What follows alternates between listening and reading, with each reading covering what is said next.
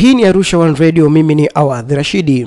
Ikulu ya Urusi Kremlin imedai kuwa rais wa Marekani Donald Trump ameonyesha dalili za kuzidiwa kihisia baada ya kumuita Rais Vladimir Putin mwendawazimu kufuatia shambulio kubwa zaidi la anga la Moscow dhidi ya Ukraine. Rais wa Marekani alisema kwenye mtandao wa kijamii wa Truth Social kuwa kuna kitu kimetokea kwa Putin baada ya Urusi kuwaua watu 13 nchini Ukraine kwa kutumia droni na makombora 367. Amekuwa mwendawazimu, Trump alisema, anaua watu bila sababu. Dmitry Peskov, msemaji wa ikulu ya Kremlin, alisema maoni hayo yanajumuisha hisia kali kwa kila anayehusika.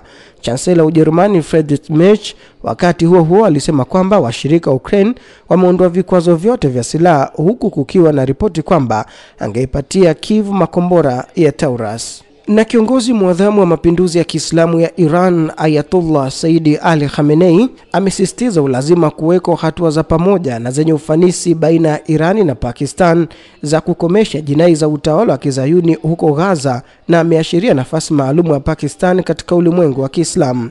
Kiongozi mwadhamu ameyasema hayo wakati waziri mkuu wa Pakistan Shehbaz Sharif na ujumbe wake aliofuatana nao walipokwenda kumtembelea ofisini kwake mjini Tehran.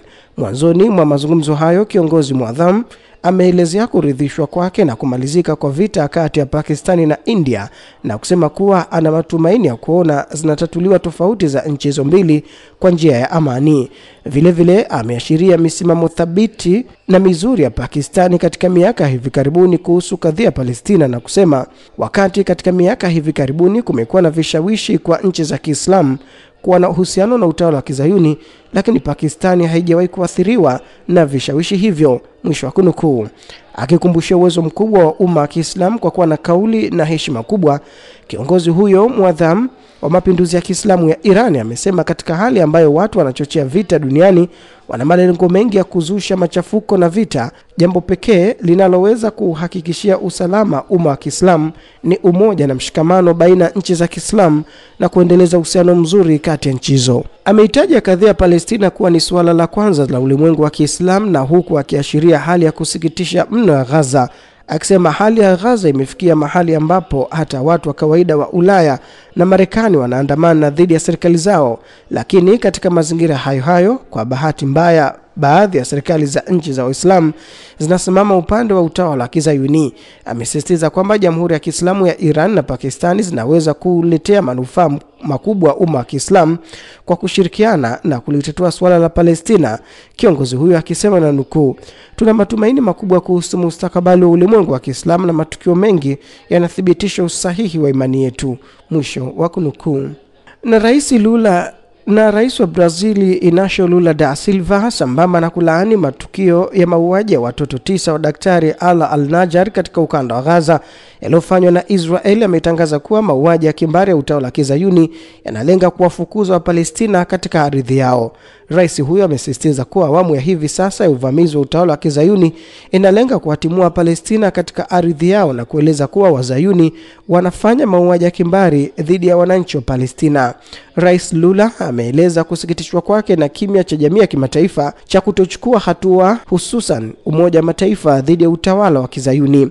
Walimwengu wameendelea kulaani shambulio la anga la jeshi la Israel lilolenga nyumba ya daktari wa Palestina Ala Al-Najjar na kusababisha vifo vya watoto wake 9 kati ya 10, ikilitaja tukio hilo kuwa mauaji ya kutisha na kinyama.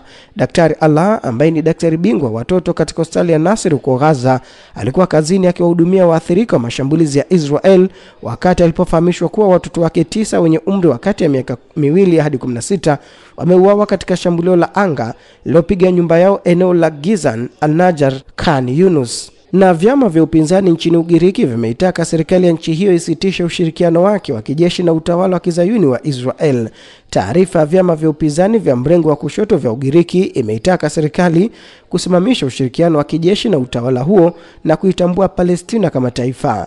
Vyama vya Syriza, Greece Communist, New Left na Cause of Freedom kwa pamoja vimeandika barua kwa waziri mkuu na waziri wa mambo ya kigeni wa Ugiriki vikitoa wito wa kusimamisha ushirikiano wa kijeshi na wa Anthes na utawala wa Kizayuni na kutambuliwa Palestina kama taifa. Barua hiyo pia imesema kila siku na kwa kiwango kikubwa vitendo vya mauaji ya halaiki, uhalifu dhidi ya binadamu na uhalifu wa kivita vinatokea huko Gaza, vitendo ambavyo vinakiuka kila dhana na kifungu cha sheria za kimataifa, sheria za kimataifa za binadamu na sheria za kimataifa za jinai. Sehemu nyingine ya barua hiyo imesema kuwa hatua za utawala wa Kizayuni zinakinzana kabisa na hisia za watu duniani kote, wakiwemo wananchi wa Ugiriki ambao mara kwa mara wamekuwa wakionyesha mshikamano wao na wananchi wa Palestina. Kadhalika vyama hivyo vya upinzani nchini Ugiriki vimesema katika hatua yao hiyo, kutokana na matukio hayo, serikali ya Ugiriki haina haki ya kisiasa, kisheria au kimaadili ya kuhalalisha na hatimaye kuunga mkono uhalifu. Na waziri wa mambo ya kigeni wa Hispania amesema kuwa nchi yake haina nia kutoa nasaha kwa yeyote, lakini njia pekee ya kupata amani ni kuitambua nchi ya Palestina. Waziri huyo wa mambo ya kigeni Jose Manuel Alvarez amesema katika mkutano na mwenzake wa Norway na kubainisha kwamba Madrid na Oslo zinapaza sauti zao kutaka kusitishwa vita huko Gaza ili kutetea haki na utu wa Palestina. Ameongeza kuwa tunalichukulia suala la kutetea haki, uadilifu na amani kuwa jukumu letu, na heshima na hadhi ya Ulaya sasa iko katika mtihani huo. Alvarez aliendelea kusema kuwa tumo katika hali ya kuchunguza kuiwekea vikwazo Israel na tunataka msaada wa kibinadamu uingie Gaza bila vikwazo vyovyote. Ikumbukwe kuwa juzi Jumamosi, waziri mkuu wa Hispania Pedro Sanchez alitoa wito wa kuchukuliwa hatua za kimataifa dhidi ya hali isiyokubalika huko Gaza na kusisitiza kuwa Gaza bado itakuwa mali ya Palestina na kwamba nchi yake haitanyamaza kimya kuhusu kile kinachoendelea huko. Waziri mkuu wa Hispania Pedro Sanchez amewahi kueleza mara kwa mara kwamba kutambuliwa rasmi kwa taifa la Palestina ni muhimu kwa amani, akisisitiza kwamba hatua ya kuitambua Palestina haijachukuliwa dhidi ya Israeli na kwamba ndio njia pekee ya kuhakikisha mustakabali wa mataifa mawili yakiishi bega kwa bega kwa amani na usalama. Mwisho wa rubaa za kimataifa kutoka Arusha One Radio, mimi ni Awadh Rashidi.